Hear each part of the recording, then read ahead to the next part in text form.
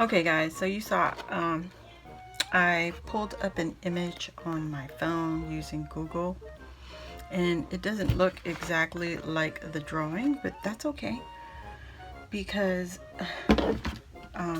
you know, it's okay to change it up a little bit. It's a little bit easier for me too. So this is going to become my shaker element for my entry into Phonejones's fall Halloween challenge. So I'm just going to cut up this cardboard and get this going. So I'm going to put you guys back on time lapse and just enjoy the process.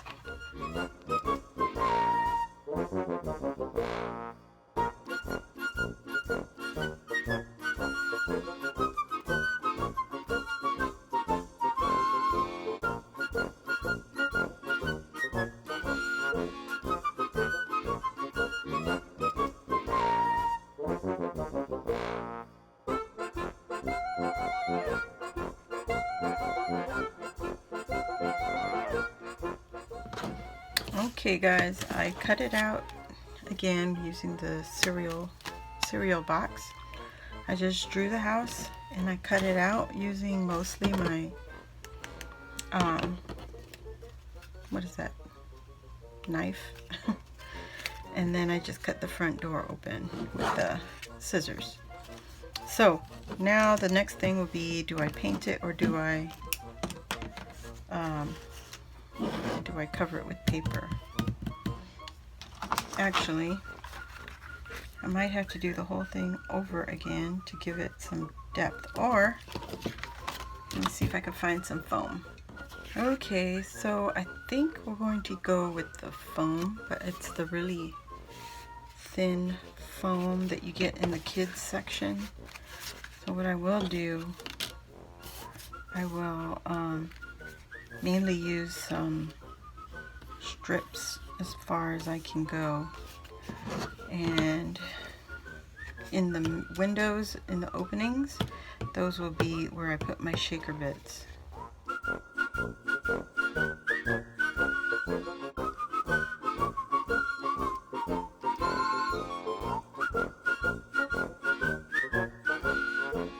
So I'm going to put this down like that. And then in between here, I'll add more of the foam. So I'll put you on time lapse.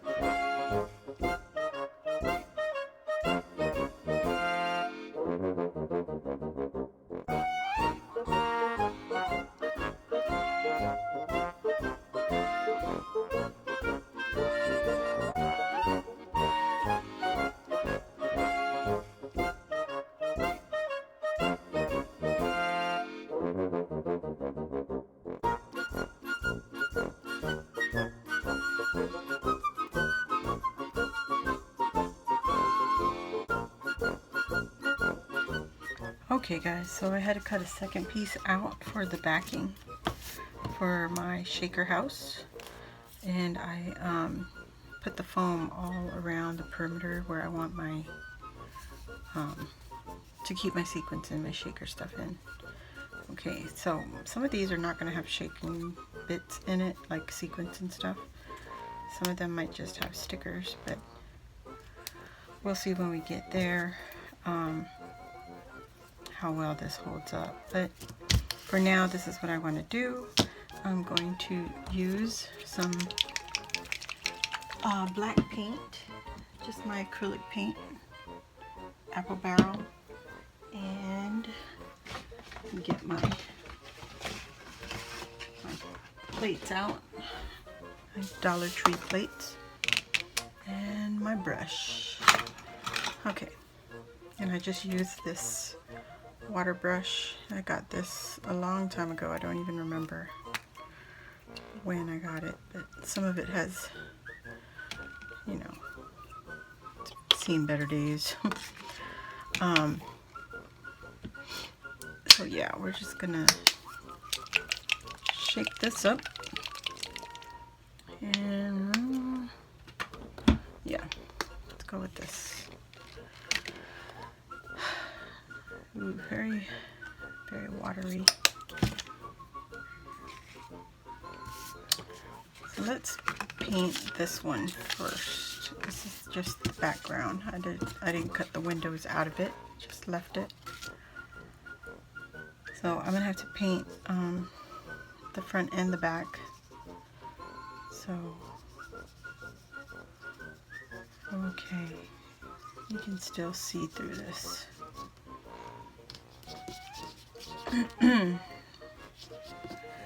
So depending on how it looks after so many coats, if it doesn't look great, then I'm gonna have to use like a, what is it called? Paper. Good grief, brain, come on.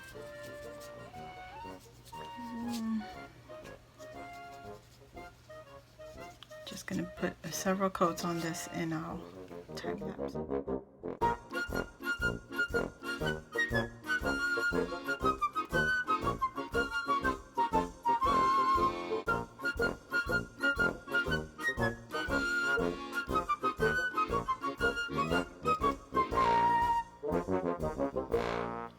I have finished the shaker, my haunted house shaker, or shaker haunted house, whatever you want to call it. So it was a struggle last night. I finished this last night. I left off where we had just painted the haunted house black, both pieces. Then I realized after I had painted them, like I did not put what is going to keep my sequins in. I did not put that on first. So several things I had to do. I used the mesh from Walmart, the black mesh, or not mesh but tulle. I don't know if you guys can see. You can see it right there. It's all held in there. And I used some of the Dollar Tree sequins, and I got some Dollar Tree googly eyes and stuff like that. I put them all in there. So basically I covered this with my Pebbles, the Spooky Boo paper pad again, and I just used the black and white check paper. I also used part of the paper where it has all the trick-or-treaters, and I just fussy cut them out, and I covered up, or not covered up, but I put them like at the door, and then I used one of the other tags in the collection to create the pumpkin stack. So it was one of these cutouts right here. It was right here actually, and I just cut it out. And it also said, let me see if I can find it some more. Oh, there it is. Okay, so I used this cut apart, and I used the Hey Pumpkin to create my banner up on top of the house right here.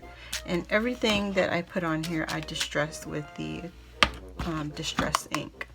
Okay, so here you see cobwebs right here. Those are the Dollar Tree sequin, Halloween sequins. These are all from Dollar Tree. The witch, the boo, the cat, the spider webs. Those are all from Dollar Tree, and so are the googly eyes. You can see them in there. So what I did with the googly eyes, I wanted them to stay in place because I wanted it to stay in view in the windows, and I first took the front piece and laid it down, and then I took the eyeballs and put it face down so that when you look at it you can see the eyeball, right? So I put them face down into the window opening where I wanted the eyeball, and then I added the hot glue on top of the eyeball, and then I put it right back in the window. So I took the backer piece and put it on top, and made sure the eyeball was attached to the backer piece. So it's not attached to the net or the front piece, it's just attached to the back. Okay, and also while I had the face down, I put the sequin mix and the seed beads into the window openings.